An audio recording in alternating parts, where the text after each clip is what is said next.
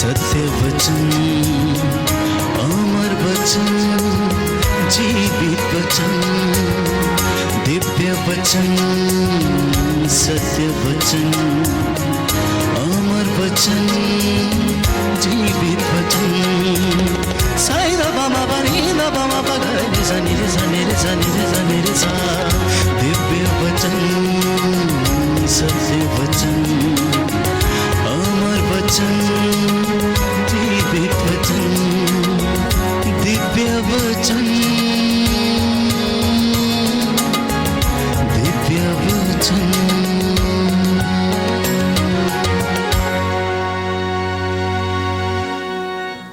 सबों को जय यीशु की। आइए हम वचन को सुने। संत मार्कुस के अनुसार सुसमाचार। उन दिनों ईसा गलीलिया के नाजरेत से आए। उन्होंने यरदन नदी में यूहन्ना से बपतिस्मा ग्रहण किया। ये पानी से निकल ही रहे थे कि उन्होंने स्वर्ग को खुलते और आत्मा को कपोत के रूप में अपने ऊपर आते देखा। और स्वर्ग से यह वाणी सुनाई दी, तू मेरा प्रिय पुत्र है, मैं तुझ पर अत्यंत प्रसन्न हूं। तू मेरा प्रिय पुत्र है, तुझ पर मैं अत्यंत प्रसन्न हूं। इसके बाद आत्मा ईसा को निर्जन प्रदेश ले चला। वे 40 दिन यहां रहे और शैतान ने उनकी परीक्षा ली। वे बनेले पशुओं के साथ रहते थे और स्वर्गदूत उनकी सेवा परिचर्या करते थे। यूहन्ना के गिरफ्तार हो जाने के बाद ईसा गलीलिया आए और यह कहते हुए ईश्वर के राज्य का प्रचार करते रहे, समय पूरा हो चुका है, ईश्वर का राज्य निकट आ गया है, पश्चाताप करो और सुसमाचार में विश्वास करो। समय पूरा हो चुका है, ईश्वर का राज्य निकट आ गया है, पश्चाताप करो और सुसमाचार में विश्वास करो। प्रिय भाई और बहनों, ईश्वर का सामर्थ्यवान नाम पर मैं आपके सुखमय जीवन की कामना करता हूं। ईश्वर अपने शक्तिशाली नाम से हमारी हर समस्याओं का निराकरण करे, हमारे जीवन से हमारी कठिनाइयों को कम करे और हमारे जीवन से सभी शैतानी ताकतों को, अंधकार की शक्तियों को, बुरी आत्माओं को दूर करे। प्रिय भाइयों और बहनों, हम सबके जीवन में विभिन्न प्रकार की समस्याएं हैं। हम जीवन को लेकर, ईश्वर को लेकर कई सवाल करते हैं। हम जीवन को समझना चाहते हैं, ईश्वर को समझना चाहते हैं और हम अपने मानवीय बुद्धि से उसकी गहराई तक पहुंचना चाहते हैं। लेकिन कई बार हमारी बुद्धि कम पड़ जाती है, हमारे विवेक कम पड़ जाते हैं, हम जीवन को समझ नहीं पाते हैं, ईश्वर को समझ नहीं पाते हैं। लेकिन पवित्र बाइबल में हमारे सभी समस्याओं का समाधान है, हमारे सभी समस्याओं का निराकरण है। वचन में हम पढ़ते हैं, वचन में बताता है कि प्रभु ईसा 30 वर्षों तक अपने माता पिता के साथ रहे। वे एक पारिवारिक जीवन जिए, गृहस्थ जीवन जिए। वे समाज में रहे, लोगों के साथ उठे बैठे, मित्रों के साथ घूमे फिरे। वे हर तरह के पारिवारिक कार्यों में अपने माता पिता की मदद की, अर्थात वे परिवार और समाज को नजदीक से देखा। और इन सब चीजों को देखने के बाद वे अपने सार्वजनिक जीवन की शुरुआत करते हैं। उन्होंने समाज और परिवार में क्या देखा? उन्होंने समाज और परिवार में धार्मिक पाखंड को देखा, राजनीतिक गुलामी को देखा, सामाजिक गुलामी को देखा, आर्थिक तंगी को देखा, गरीबों को देखा, असहाय लोगों को देखा, समाज में होने वाले अत्याचार और शोषण को देखा, लोगों की आह और कराह को देखा और उनको स्वयं अनुभव भी किया। और इन 3 वर्षों के अनुभव के बाद जब वे अपने सार्वजनिक जीवन की शुरुआत करते हैं, वे 40 दिन और 40 रात ईश्वरीय सामर्थ्य को ग्रहण करते हैं और ईश्वरीय सामर्थ्य से परिपूर्ण होकर, पवित्र आत्मा से अभिषिक्त होकर, ईश्वरीय ज्ञान से उत्प्रोत होकर उनके मुख से पहला वाक्य निकलता है कि तुम सुसमाचार में विश्वास करो। वे कहते हैं समय पूरा हो चुका है, ईश्वर का राज्य निकट आ गया है, इसलिए तुम पश्चाताप करो और सुसमाचार में विश्वास करो। वे कहते हैं कि समय पूरा हो चुका है, the time has come, the time has arrived. कौन सा समय आ गया है? ईश्वरीय अनुग्रह का समय, ईश्वरीय दया के समय। The favourable time has come. कौन सा समय आया है? कौन सा टाइम आया है? ईश्वरीय अनुग्रह का समय आया है, ईश्वरीय दया का समय आया है, ईश्वरीय अनुकंपा का समय आया है, ईश्वरीय करुणा और प्रेम का समय आ गया है। इंतजार की घड़ी समाप्त हो चुकी है। अब हम इंतजार नहीं करना है, क्योंकि वह समय पूरा हो चुका है। और वह समय क्या है? ईश्वरीय राज्य के आगमन का। और ईश्वरीय राज्य यहां वहां नहीं, बल्कि तुम्हारे बीच आया है, तुम्हारे करीब आया है, तुम्हारे पास आया है। लेकिन क्या ईश्वरीय राज्य हमारे व्यक्तिगत जीवन में है?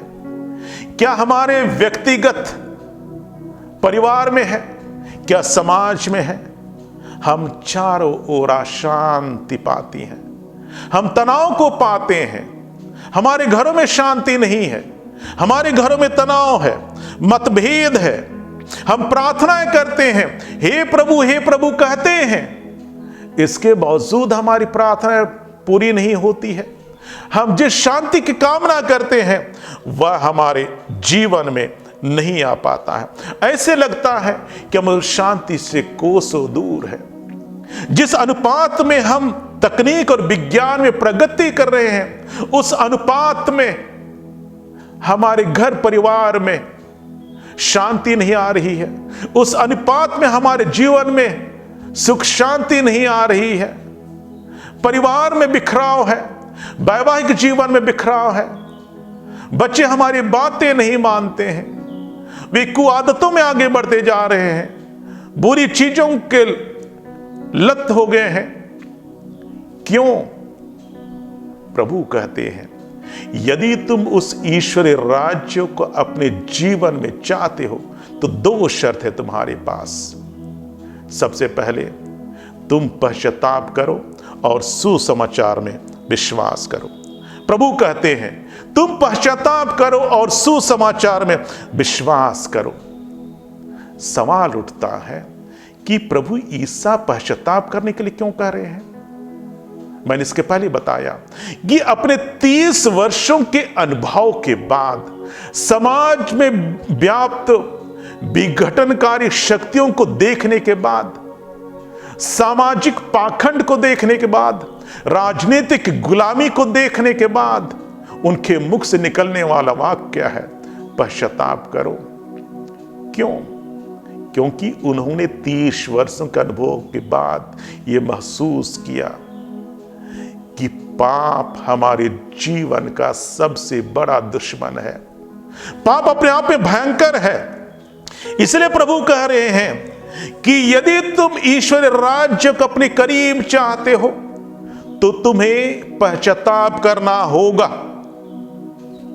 तुम्हारे जीवन में अन्याय है, अत्याचार है, चोरी है, झूठ है, भ्रष्टाचार है, ईर्ष्या है, द्वेष भी है, कुछ भी तो अच्छा नहीं है। इसलिए तुम क्या करो? तुम पश्चाताप करो।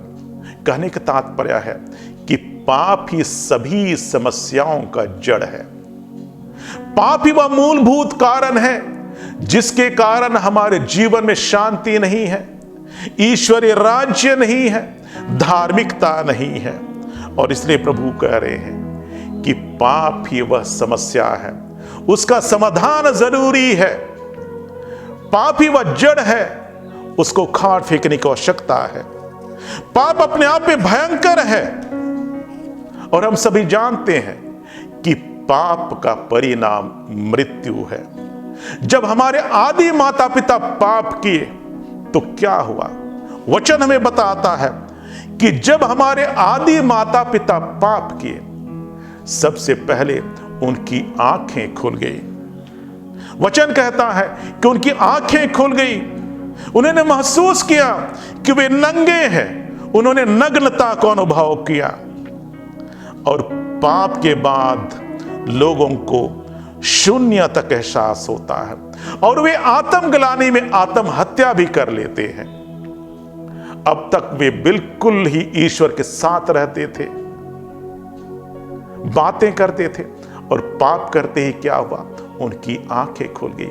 अब तक वे इन्हें एहसास नहीं हो रहा था, महसूस नहीं हो रहा था कि वे नंगे हैं। लेकिन पाप एक दूसरे की बुराई को हमें दिखा देता है। दूसरा क्या होता है कि पाप करते हुए ईश्वर से डरने लगे। पाप करते हुए ईश्वर से डरने लगे। अब तक वे ईश्वर के साथ घूमते थे, फिरते थे, टहलते थे, उनसे बातें करते थे, लेकिन पाप करते ही वे ईश्वर से डरने लगते हैं। पाप करते हुए ईश्वर से डरने लगते हैं। पाप के बाद वे ईश्वरीय बातों से और ईश्वरीय उपस्थिति से भागने लगे, ईश्वर से दूर होने लगे। और इसीलिए हमें पश्चाताप की आवश्यकता होती है कि जब हम पाप करते हैं तो ईश्वरीय राज्य हमसे दूर होने लगता है, हम ईश्वर से भागने लगते हैं, और तब हम पाते हैं कि हमारे जीवन एक प्रकार का खालीपन आ गया है। तब हमें वहां जाकर ईश्वर के समक्ष अपने पापों को स्वीकारते हुए उससे पश्चाताप मांगने की आवश्यकता होती। आगे होता क्या है? जब वे पाप करते हैं तो वे ईश्वर से छिपने लगते हैं। अब तक वे ईश्वर के साथ ही रहते थे, लेकिन पाप के बाद वे ईश्वर से छिपने लगते हैं। पाप क्या करता है? हमारी आजादी को हर लेता है, हमारी स्वतंत्रता को ले लेता है, हमें गुलाम बना देता है, ईश्वर से छिपने के लिए मजबूर कर देता है।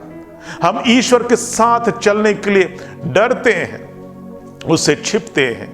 आगे वचन ये भी बताता है कि पाप करने के बाद वे एक दूसरे पर दोषारोपण करते हैं।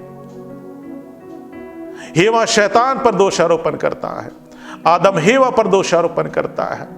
नतीजा मतभेद पैदा होता है, दुराव पैदा होता है, आपसी प्रेम समाप्त होने लगता है, भाईचारे की भावना समाप्त होने लगती है। और आगे ईश्वर क्या करता है?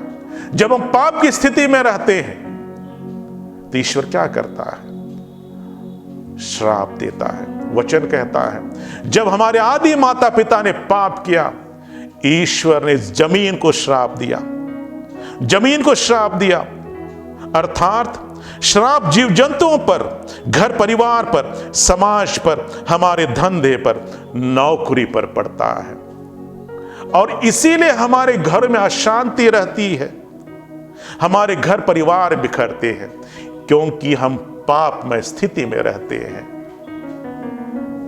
ईश्वर के सानिध्य में हम नहीं रहते हैं। नतीजा हमारे धंधे फलते फूलते नहीं हैं, हमारे नौकरी से हमें आशीष प्राप्त नहीं होती है। और पाप क्या करता है? पाप का दंश अब्राहम के संतानों पर पड़ता है, पाप का असर उनकी संतानों पर पड़ता है, कैन और हाबिल पर पड़ता है। हम जानते हैं कि कैन हाबिल की हत्या कर देता है और इस प्रकार पाप का दंश उनके वंशजों पर उतरता है। प्रिय भाई और बहनों, पाप अपने आप में भयंकर है, उसके परिणाम भयंकर हैं। और इसलिए ईश्वर कह रहे हैं कि ईश्वर का राज्य तुम्हारे करीब आ गया है, तुम्हारे नजदीक आ गया है, समय पूरा हो चुका है। तुम पश्चाताप करो और सुसमाचार में विश्वास करो। क्यों ईश्वर कह रहे हैं पश्चाताप करने के लिए? क्योंकि पाप का परिणाम मृत्यु है। क्योंकि पाप का परिणाम मृत्यु है। उत्पत्ति ग्रंथ में हम 3 बार पढ़ते हैं जहां ईश्वर आदम और हेवा को चेतावनी देते हैं। उत्पत्ति ग्रंथ अध्याय 2 पद संख्या 17 में वे कहते हैं, किंतु भले बुरे के ज्ञान के वृक्ष का फल नहीं खाना, क्योंकि जिस दिन तुम उसका फल खाओगे तो तुम अवश्य मर जाओगे। दोबारा वे कहते हैं उत्पत्ति ग्रंथ में अध्याय 3 पद संख्या 3 में, परंतु वाटिका के बीचों बीच वाले वृक्ष के फलों के विषय में ईश्वर ने कहा, तुम उन्हें नहीं खाना, उनका स्पर्श तक मत करना, नहीं तो तुम मर जाओगे। परंतु वाटिका के बीचों बीच वाले वृक्ष के फलों के विषय में ईश्वर ने कहा, तुम उन्हें नहीं खाना, उनका स्पर्श तक नहीं करना, नहीं तो तुम मर जाओगे। और तीसरी बार उत्पत्ति ग्रंथ में अध्याय 3 में ही पद संख्या 19 में वे कहते हैं, क्योंकि तुमने मेरी आज्ञा को उल्लंघन किया है, तुम तब तक पसीना बहाकर अपनी रोटी खाओगे जब तक तुम उस भूमि में नहीं लौटोगे जिससे तुम बनाए गए हो, क्योंकि तुम मिट्टी हो और मिट्टी में मिल जाओगे। और यही हमारे जीवन की कहानी है। हम रोज उठते हैं, काम पर जाते हैं, शाम को लौटते हैं, और यही हमारी दिनचर्या है। और अंत में हम उसी मिट्टी में मिल जाते हैं जिस मिट्टी से हम बने हैं। इसलिए प्रिय भाइयों और बहनों, यदि हमें जीवन चाहिए, परिपूर्ण जीवन चाहिए, अनंत जीवन चाहिए, तो इस पाप के भयंकर दंश से हमें बचना होगा और पश्चाताप करना होगा। इस पाप के दंश से बचना होगा और पश्चाताप करना होगा। प्रभु कहते हैं ना कि मैं इसलिए आया हूं कि तुम जीवन को प्राप्त।